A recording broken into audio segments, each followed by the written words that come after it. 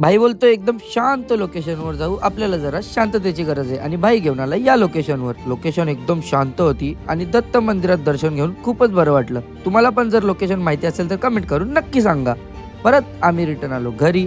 आम्हाला खूप ताण लागलेली म्हणून पटेलजीकडे सोडा ऑर्डर केला आणि मला भेटले माझे काही फ्रेंड्स आणि माझे सबस्क्रायबर्स. त्यांना बाय बाय केला आणि मी निघालो गावातल्या हनुमान मंदिरात.